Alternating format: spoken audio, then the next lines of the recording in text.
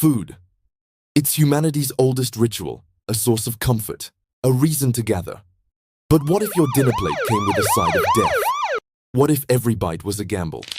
Today, we're pulling up a chair at the world's most dangerous dining tables, where a single meal could be your last. First, we travel to Japan for a dish that has become a legend. Fugu, the pufferfish. Its flesh is considered a sublime delicacy, tender and flavorful. But lurking within its organs is tetrodotoxin, a poison so potent it's over 1-200 times deadlier than cyanide. There is no antidote. A few milligrams can paralyze your muscles while you remain fully conscious, leading to suffocation within minutes. Yet in Japan, consuming fugu is a cultural rite of passage, an act of controlled courage. The chefs who prepare it are masters of their craft, undergoing years, sometimes a full decade, of rigorous training and a high-stakes licensing exam.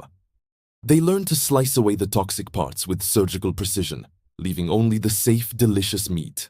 For the diner, taking that first bite is a quiet, respectful confrontation with mortality. It's a testament to trust, tradition, and the thrilling proximity of danger.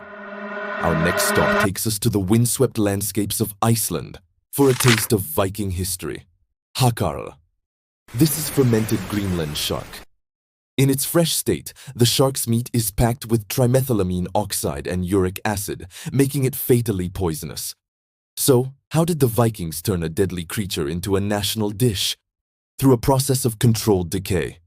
The shark is beheaded, buried in a shallow pit of gravel and sand, and pressed with heavy stones for 6 to 12 weeks. This forces the toxic fluids out. Then it's unearthed, cut into strips, and hung to dry for several more months. The result? A food with a texture somewhere between cheese and fish, and an odor that can only be described as an overwhelming blast of ammonia and rot. To outsiders, it's often called the worst-tasting food in the world. But to Icelanders, eating hakarl, often washed down with a shot of their local spirit, brennivin, is a powerful connection to their ancestors. It's a test of fortitude, a symbol of survival in a harsh land. It's not just food, it's a taste of their resilient spirit. Now, let's head to Southeast Asia, specifically the Philippines, for a street food that is as beloved as it is controversial. Balut. What is it? It's a developing duck embryo, boiled and eaten in the shell. The process is simple. You crack a hole in the top of the warm egg, sip the savory broth inside, and then peel back the shell to consume the rest. The yolk, the white, and the partially formed duckling, complete with tiny soft bones and the hint of feathers. For many Westerners, the very idea is viscerally unsettling.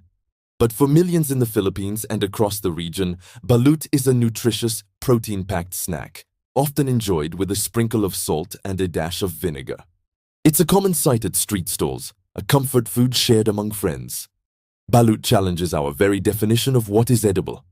It's a potent reminder that disgust is culturally conditioned, and that one person's shocking food is another's cherished delicacy. It's more than an egg. It's courage you can swallow. From the streets of Manila, we journey to the rugged island of Sardinia, Italy, for a cheese so dangerous it's been outlawed by the European Union. Casu marzu. The name literally translates to rotten cheese. And it is. This is a wheel of pecorino cheese that has been intentionally infested with the larvae of the cheese fly. The maggots digest the cheese's fats, breaking it down into a soft, creamy, and intensely pungent delicacy. When it's ready to be eaten, the cheese is teeming with thousands of translucent, writhing larvae. For Sardinian traditionalists, these worms are a sign of quality. They have a saying, if the maggots aren't moving, the cheese is no good. It's often served spread on flatbread at weddings and family celebrations, a secretive act of cultural defiance. The risks are real, from intestinal infections to the larvae surviving in your stomach. But for those who eat it, casu marzu is a bizarre and vibrant celebration of life born from decay, a taste of rebellion. Deep in the heart of Africa, in the Congo, we find a ritual that blurs the line between reverence and risk. Certain tribes have traditions that involve the consumption of monkey brains, often eaten raw, as part of sacred ceremonies. This practice is not about hunger, it's about connection. For them, it is a way to honor ancestors, to inherit wisdom, and to maintain a spiritual link with the forest. But this tradition carries a terrifying unseen danger: prion diseases. Prions are misfolded proteins that can cause fatal, degenerative brain disorders, like Creutzfeldt-Jakob disease. There is no cure. By consuming the brain of an animal, they risk introducing these deadly agents into their own bodies. It is a profound and tragic irony. An act intended to honor life and memory can ultimately lead to its complete destruction. Let's venture into the dense, vibrant Amazon rainforest, where survival is a daily art form. Here, indigenous tribes have a complex relationship with their environment, hunting and gathering what the jungle provides. This includes piranhas, the famously sharp-toothed fish, which are a staple source of protein. But their culinary knowledge extends to far more dangerous prey, like the poison dart frog. These tiny, brilliantly colored amphibians secrete powerful toxins through their skin as a defense mechanism. A single frog can carry enough poison to kill several adult humans. Yet some tribes have developed meticulous preparation methods, passed down through generations, to neutralize the toxins and render the frog edible. It's a high-stakes culinary skill. One mistake, one drop of poison left behind, can lead to muscle paralysis and death. Here, every meal is a lesson in biology, chemistry, and respect for the deadly power of nature. Cooking isn't just for flavor, it's for survival. From the jungle, we ascend to the mystical peaks of India, where certain ascetic groups seek spiritual enlightenment through a dangerous botanical brew.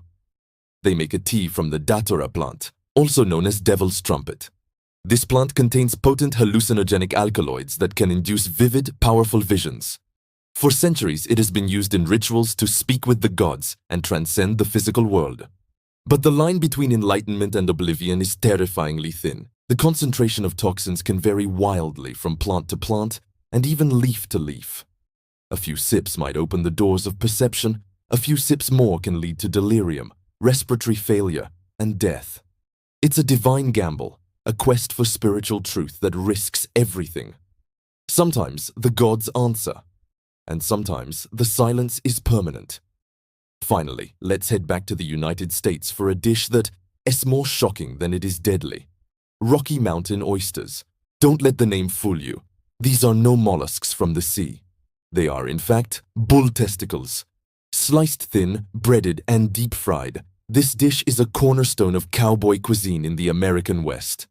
Its origins lie in the practicality of ranching life, where nothing goes to waste. What was once a food of necessity, born from the poverty of cattle drives, has transformed into a regional delicacy, a badge of rustic pride. Served with cocktail sauce at festivals and cook-offs, it's a dish that often elicits a grimace from outsiders. But for those who embrace it, it represents a history of resilience and resourcefulness. It's proof that one culture's taboo can be another's treasured tradition. From pufferfish in Japan to maggot cheese in Italy, every one of these dangerous dishes tells a story of fear and faith, of survival and identity. We humans have always been drawn to the edge, always willing to dance with danger, even at the dinner table. Perhaps it's this willingness to face our fears, to taste the forbidden, that defines us. Because to truly experience the fullness of life, sometimes you have to be willing to flirt with death. Thanks for joining us on this wild culinary journey. If you found this fascinating, don't forget to hit that like button, subscribe to the channel, and ring the bell so you don't miss our next shocking adventure. See you next time.